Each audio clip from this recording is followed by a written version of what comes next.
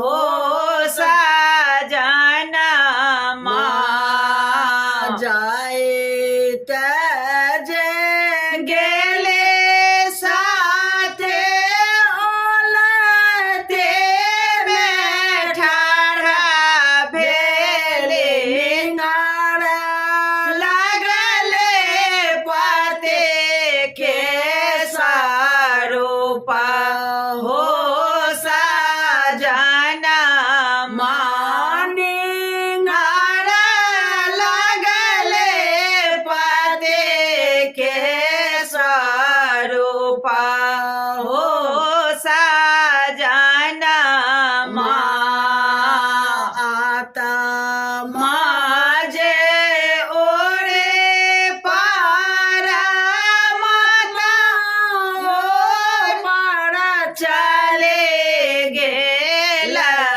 नाटे के मोरो तारा छाए हो साजना माँ से माटी के मोरो पारल छाए हो साजना माँ सारा समाज मेले थे ओला पाछो पाछो साथे चाले जाबे हो साजना माँ से पाछो पाछो साथे चाले आबे हो साजना माँ सासु तोरा हटो साथे ससुरा पाराबो धाओ जोने जाए पाते के संस्कार हो साजना माँ से जोने जाए पाते के संस्कार हो साजना हटलो ने मन साथी पर बोधलो ने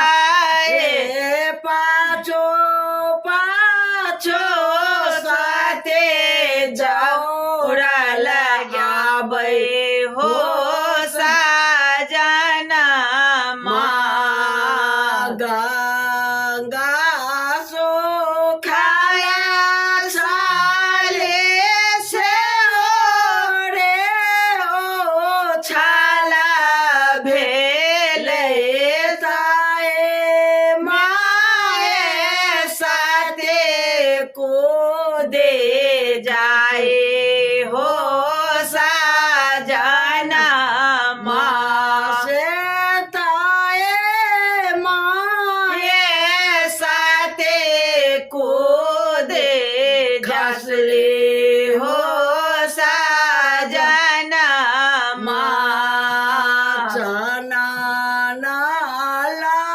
करे या के चितीता जाओ लता है पारा साथे बैसे जाए हो साजना माँ सपते के जराए थे साथी जरे गेले के चले भेले बाए कोंठा धामा हो साजना माँ पते के